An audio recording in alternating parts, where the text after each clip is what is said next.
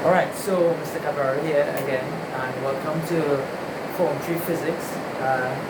This is a very unique time for us because, of course, we are in the middle of a pandemic and we've actually started the new school term online. We now have virtual classrooms. So today, we're going to start, with one of the most basic things in physics, and that is, of course, looking at what we call basic and derived quantities and a little bit about the SI system. So previously on our first class, when we had our orientation, we took a little look, we had a little discussion about what is physics. So if you were to check your classwork, I would have left in there a handout outlining what is physics, and I also would have sent a table with, well, two tables for that matter, with what we call basic and derived quantities. You may also see them as fundamental quantities. So in science there is quite a need to measure different quantities, and there are five, well, it's more than five, it's actually seven, but there are the five that we are responsible for at the CSEC level. There are five quantities that we must know, and we not just know them, but we also must know that they are what we call the basic or fundamental quantities. So some of these quantities that we measure, right, these five fundamental quantities are length, mass, time, temperature, and electric current. But it's not enough to just know these basic quantities or fundamental quantities, but we also need to know the symbols as well as the units in which these quantities are measured. So I want you to take a look at the table. Now you do have this table in the handout that I sent for you, but for the sake of discussion and for teaching, I have the table on the board because there are a couple of things that I would like to show you. So if you see me squinting a little bit, the light is in my eye from the video, so just bear with me just a little bit. So if you notice, these are the five quantities.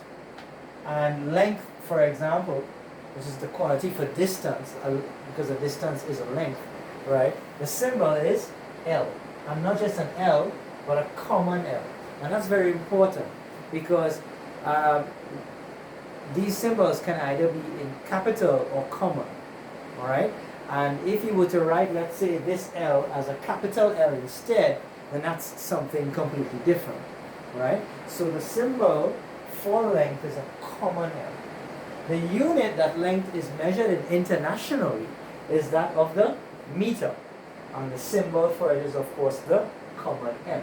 So why do we have this international system of units?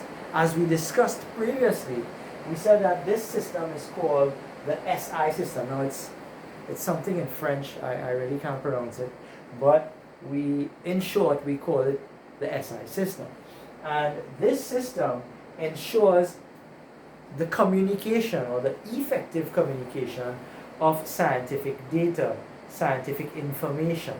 All right? So let's just say a scientist in Trinidad does a research, a piece of study, and scientists, let's say in Africa or India, for example, or China or somewhere in the Arctic, right, in remote areas, were to want to take a look at this experiment and look at the data that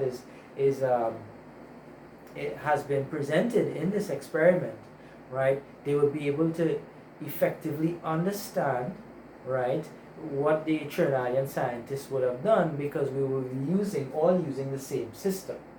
So just a little brief history. Trinidad and Tobago was, of course, as you know, a British colony. So the British had their own system of units. It's called the Imperial system, or system of Imperial Units. And your parents today still use those units. Some of them, you would hear them say a foot or a yard or a couple of inches, whereas you would have been taught centimeters and meters. All right, And of course, that does cause some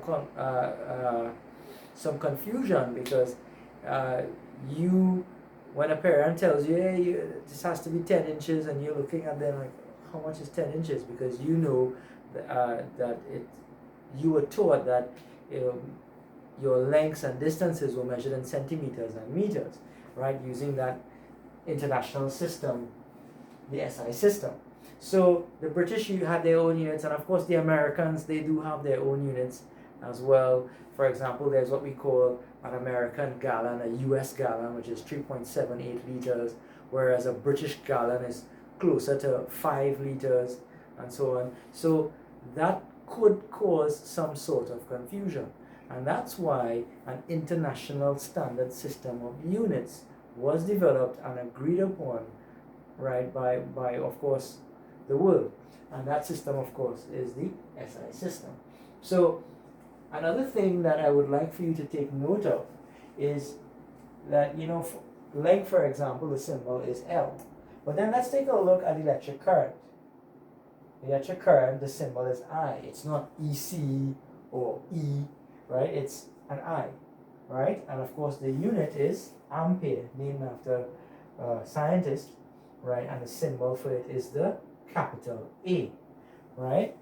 Mass, which we will get to at some point, the symbol for it is the common M, which is the same symbol as that of the unit of length, right? Kilogram can be, sometimes we do see it as common K, common G, capital K, common G, capital K, capital G, right? Any one of those would be fine, right? And that's what the kilogram is, right, in terms of mass. So a couple of things we must note is that these basic quantities, the quantities that we measure, length, mass, time, temperature, and electric current, right, we must know them. We must know their associated symbols, and we must also know their units and their associated symbols. Some symbols are capital, some symbols are common, right? Temperature, on the other hand, if you notice, it's a capital T, or this strange looking figure here, that's the Greek letter theta, right? And so if you see any one of those two, that means temperature, right? Now I want you to take a look at time. Time is a common T. Now let's just say you were stating, you were writing the time and you abbreviated and put a capital T, right? Then what you would have done is that you would have, instead of time, you are actually stating a temperature, right? So common T is time, whereas a capital T is temperature, right? Temperature can be measured in two scales, right? It can be the degrees Celsius scale or something called the Kelvin scale. And of course, degree Celsius is this here, but this is the degree, and this is the capital C for Celsius, or a capital K for Kelvin.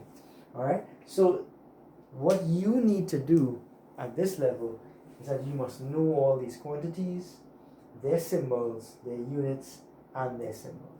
So if we had to define what a basic quantity is, it is, of course, one of those quantities that can be used to derive another quantity, right?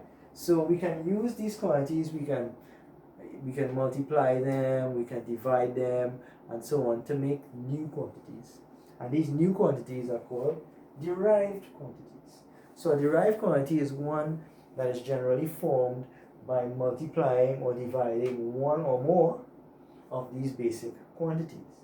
All right, so that's basically basic and derived quantities at this point. Of course, another name for a basic quantity is a fundamental quantity. So if you see it in a textbook and they're referring it to as a fundamental quantity, they're just talking about these basic quantities here.